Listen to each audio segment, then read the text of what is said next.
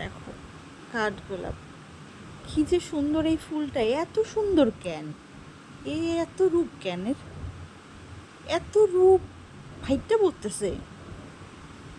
আর এইটা যেন কি ফুল নাম ভুলে গেছে, কিন্তু কি সুন্দর, ফুলের চেয়ে সুন্দর মনে হয় আর কিছু হয় না। এক একজনের এক এক রকম রূপ, মুগ্ধ আমি এই রূপে।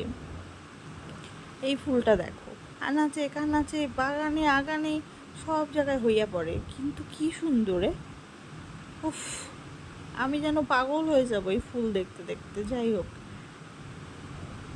এই দেখো এত ফুল গাছে, এত ফুল। এখন বিকেল প্রায় 5টা 5:30 বাজে, কেউ মনে হয় তোলে না এই গাছের ফুল। আমি যদি সকালবেলা উঠতাম সব তুলে নিতাম, কিন্তু উঠতে পারি না দুঃখবশত। আর এই দেখো কি ভালো লাগছে, এই হাঁসগুলো মনে ধরে চটকু মটকু করে দিই। কি সুন্দর 6টা হাঁস সারিবদ্ধভাবে চলছে, সবকটা সাদা, কি ভালো লাগছে। ওদের মতন যদি এই গরমে সারাক্ষণ জলে থাকতে পারতাম, মনে হয় একটু তৃপ্তি হতো।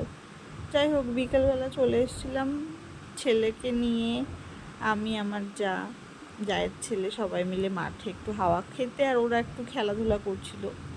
মাঠটা এত সুন্দর, বড়রা এখানে ফুটবল ক্রিকেট সব কিছুই খেলে মাঠটার মধ্যে।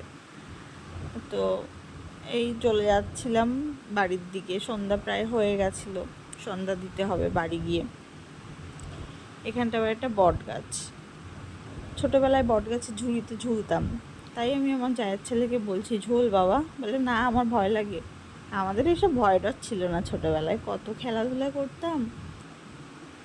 এখানে আবার একটা পুকুর, আর সেই কাকুরা তাস খেলছে।